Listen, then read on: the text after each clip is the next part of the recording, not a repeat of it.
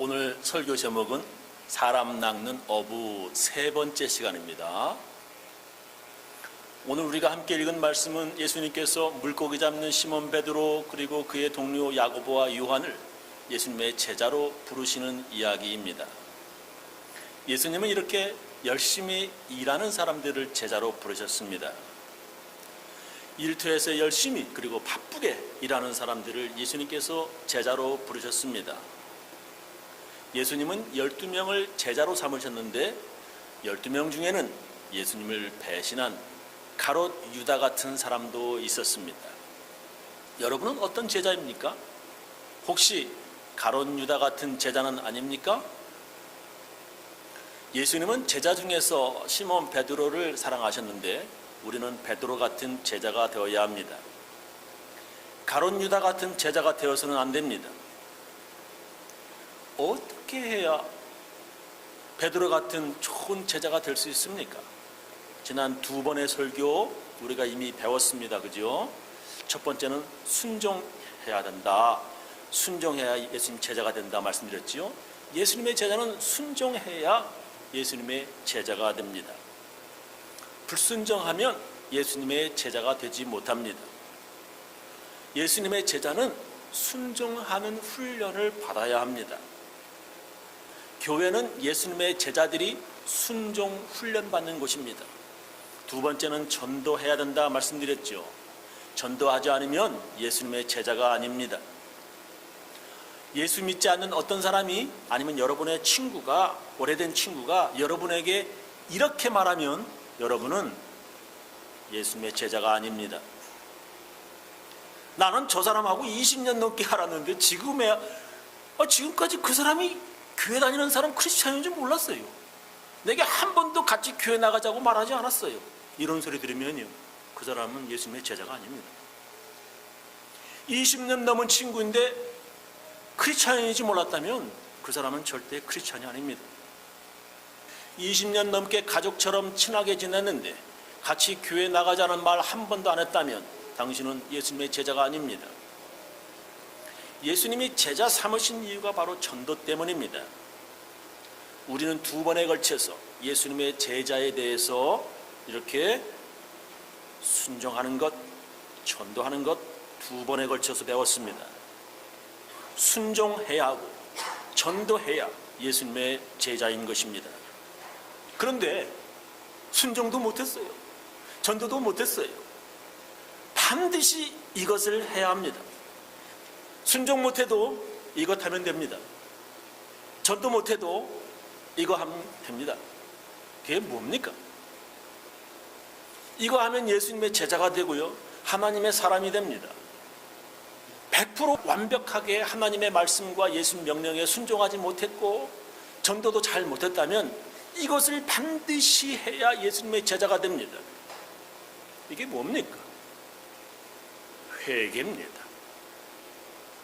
제가 목회를 하면서요, 순종 못하는 사람들이 꼭 하는 어리석은 짓들 여러 가지 보았습니다.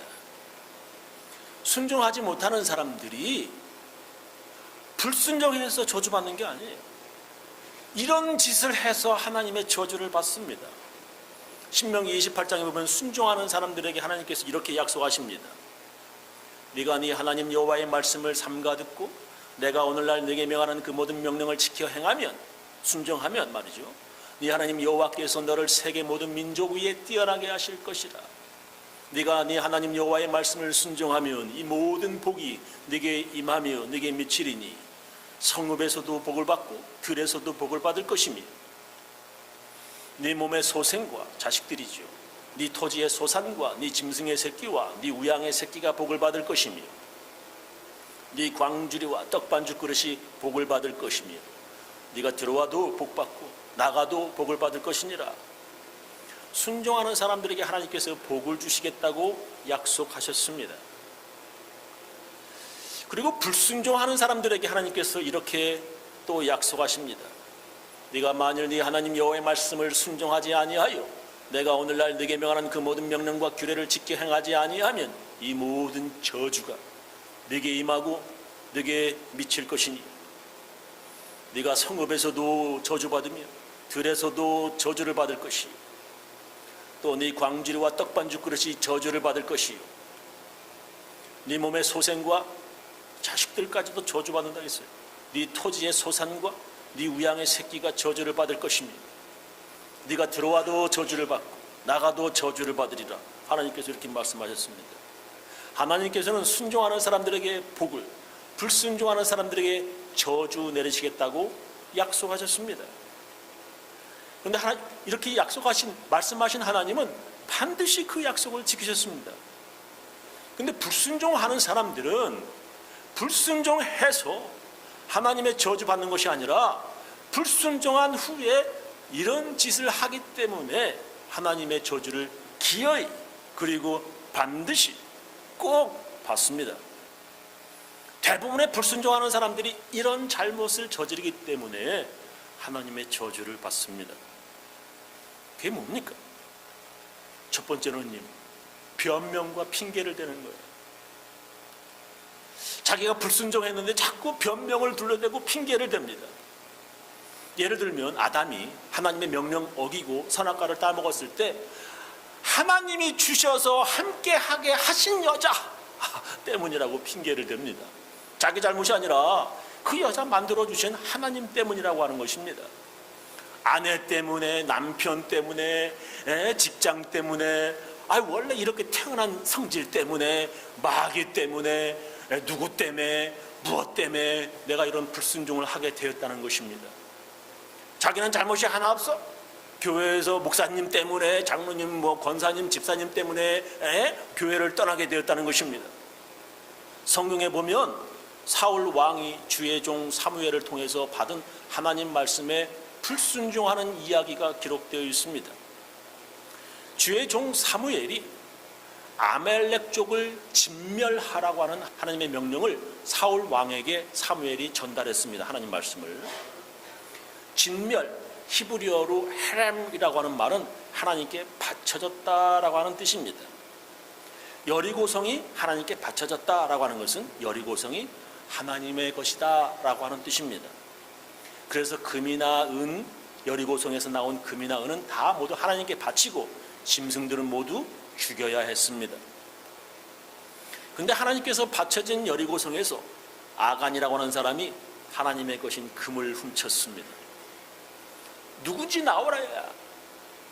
그 아간이라고 하는 사람은 끝까지 회개하지 않고 어떻게 되나?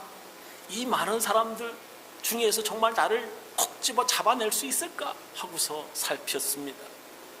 그리고 마침내 그 죄가 발각되어 하나님의 것을 훔친 아간 그리고 그의 식구들, 가족들 모두 돌로 쳐 죽임을 당합니다.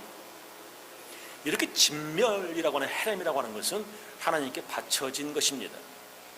그런데 사울이라고 하는 왕이 하나님께 바쳐진 염소와 양들 그리고 아멜렉 왕을 살려가지고 사람들에게 내가 이렇게 승리했다고 하는 것을 보이려고 전리품으로 가져왔습니다. 그때 사무엘이 사울 왕에게 왜 그랬냐 따졌습니다. 사무엘상 15장 17절 이하 보면 사무엘이 가로되 왕이 스스로 작게 여길 때 그때에 겸손할 때에 이스라엘 지파의 머리가 되지 아니하였나이까. 여호와께서 왕에게 기름을 부어 이스라엘 왕으로 삼으시고 또 왕을 길로 보내시며 이르시기를 가서 죄인 아멜렉 사람을 진멸하되 다 없어지기까지 치라 하셨거늘 어찌하여 왕이 여호와의 목소리를 청종치 아니하고 탈취하기에만 급하여 여호와의 악하게 여기시는 것을 행하였나이까. 사울이 사무엘에게 이르되 나는 실로 여호와의 목소리를 청종하여 여호와께서 보내신 길로 가서 아멜렉 왕 아각을 끌어왔고 아멜렉 사람을 진멸하였으나 나는 했으나 진멸하였으나 다만 백성들이 말이죠 그 마땅히 멸할 것 중에서 가장 좋은 곳으로 길갈에서 당신의 하나님 여호와께 제사하려고 하나님께 드리려고 양과 소를 취하였나이다. 사무엘이 가로되 여호와께서 번제와 다른 제사들 그 목소리 순종하는 것을 좋아하심같이 좋아하시겠나이까. 순종이 예배드린 것보다 제사보다 낫고 듣는 것이 순양의 기름보다 나으니 이는 거역하는 것은 사슬의 죄와 같고 완고한 것은 사신 우상에게 절하는 죄와 같음이라. 왕이 여호와의 말씀을 버렸으므로 여호와께서도 왕을 버려 왕이 되지 못하게 하셨나이다 라고 기록하고 있습니다. 사울 왕은 내가 아니라 백성들이 그랬다라고 변명을 합니다. 백성들이 하나님께 제사 지내려고 가져왔다고 핑계를 둘러댑니다. 자기가 왕이잖아요, 그죠? 백성들은 자기 명령 없이 그렇게 할 수 없는데도 말이에요, 이렇게 거짓말을 해야 됩니다. 모두 진멸하라고 하는 하나님의 명령을 어기고도 이렇게 사울 왕은 변명과 핑계를 대는 것입니다. 제사와 예배는 하나님께 우리의 가장 귀한 것들을 드리는 것입니다. 이 예배라고 하는 것은 우리가 하나님 앞에 제일 귀한 것을 드리는 것입니다. 이 예배, worship이라고 하는 것은 가치, worth에서 나온 말이에요. 그래서 예배는 우리의 가장 귀한 것을 하나님께 드리는 것이 바로 예배입니다. 그래서 구약 성경에서는 예배를 제사, 영어로는 offering이라고, 드림이라고 표현했습니다. 하나님께 우리의 가장 귀한 것을 드리는 것이 예배인데, 그런 귀한 것을 드림보다도 순종이 더 낫다라고 성경은 말씀하시고 있습니다. 우리의 가장 귀한 시간, 우리의 목숨과 같죠, 그죠? 이 시간이 닿으면 우리는 죽는 겁니다. 우리의 생명인 귀한 시간을 하나님께 드리는데 가치 있게 드려야 됩니다. 예배 시간 늦지 말고 오십시오. 예배 시간 늦지 말고 가치 있게 오십시오. 그것이 가치 있게 시간을 드리는 것입니다. 순종하시기 바랍니다. 순종 못했습니까? 미안한 줄 알아야 됩니다. 그런데 자꾸 변명하고 핑계를 대요. 회개해야 합니다. 다음 주일에는 늦지 말아야 합니다. 그런데 사람들은 변명하고 핑계를 댑니다. 대부분의 사람들이 그런 잘못을 합니다.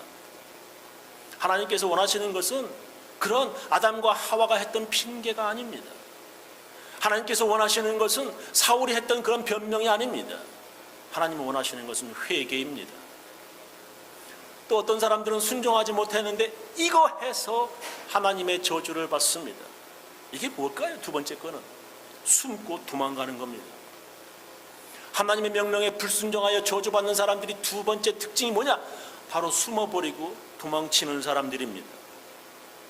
아담과 하와가 불순종하고 하나님의 낯을 피하고 하나님의 부르심에 숨었습니다. 지금 장난하는 하나님하고 지금 숨바꼭질하는 거예요. 창세기 3장 6절에 이하 보면 여자가 그 나무를 본즉 먹음직도 하고 보암직도 하고 지혜롭게 할 만큼 탐스럽기도 한 나무인지라 여자가 그 실과를 따먹고 자기와 함께한 남편에게도 주매 그도 먹은지라. 이에 그들의 눈이 밝아 자기들의 몸이 벗은 줄 알고 무화과 나무 잎을 엮어 치마를 하였더라. 그들이 날이 서늘할 때 동산에 거니시는 여호와 하나님 음성을 듣고 아담과 그 아내가 여호와 하나님의 낯을 피하여 동산나무 사이에 숨은지라. 여호와 하나님이 아담을 부르시며 그에게 이르시되 네가 어디에 있느냐? 가로되 내가 동산에서 하나님 소리를 듣고 내가 벗었으므로 두려워하여 숨었나이다. 그들이 숨는다고 하나님께서 그들을 찾지 못하시겠습니까? 하나님 명령에 불순종하는 사람들 중에 이렇게 숨고 잠수타는 사람들이 있습니다. 미안해서 숨고 죄송해서 교회 안 나온다는 것입니다. 그게 하나님께서 원하시는 것이 아닙니다. 어떤 사람들은 불순종하고서 도망을 갑니다. 어디로 도망칠 것입니까? 아무리 새벽 날개를 치며 바다 끝으로 도망을 쳐도 하나님의 손바닥 안에 있는 것입니다. 요나가 하나님 명령에 배를 타고 도망을 칩니다. 요나서 1장 1절 이하 보면 여호와의 말씀이 아미떼의 아들 요나에게 임하니라. 이르시되 너는 일어나서 저 큰 성읍 니느웨로 가서 그것을 쳐서 외치라. 그 악독이 내 앞에 상달하였음이니라 하시니라. 그러나 요나가 여호와의 낯을 피하려고 일어나 다시스로 도망하려 하여 요바로 내려갔더니 요바는 항구 도시입니다. 마침 다시스로 가는 배를 만난지라 여호와의 낯을 피하여 함께 다시스로 가려고 선가 백삭을 주고 배에 올랐더라. 여호와께서 태풍 큰 바람을 바다 위에 내리시매 바다 가운데 폭풍이 대작하여 배가 거의 깨어지게 된지라. 그렇게 도망가면 하나님께서 잘 살게 놔두시겠습니까? 도망친다고 행복하게 살 수 있겠습니까? 그런 사람들은 하나님의 저주를 받습니다. 하나님께서 불순종하고서 회개는커녕 숨고 도망치는 사람들은 하나님의 저주를 받습니다. 회개하지 않고 도망치는 사람들은 끝내 하나님의 손에 진액이 말라 비틀어질 정도로 누르시고 계십니다. 다윗이 그런 경험을 했다고 시편 32편에 노래합니다. 내가 토설치 아니할 때에, 회개하지 아니할 때에, 죄를 고백하지 아니할 때에 종일 신음함으로 내 뼈가 쇠하였도다. 주의 손이 주야로 나를 누르시오니 내 진액이 화하여 여름 가물의 마름같이 태었나이다. 하나님의 손이 회개하지 않는 사람들을 주야로 누르셔서 진액이 여름 가뭄 마름같이 됩니다. 회개하지 않고 변명이나 핑계를 대는 그런 사람보다도 또 회개하지 않고 숨거나 도망치는 그런 사람들보다도 더 악한 사람들이 있습니다. 그게 어떤 사람인지 아세요?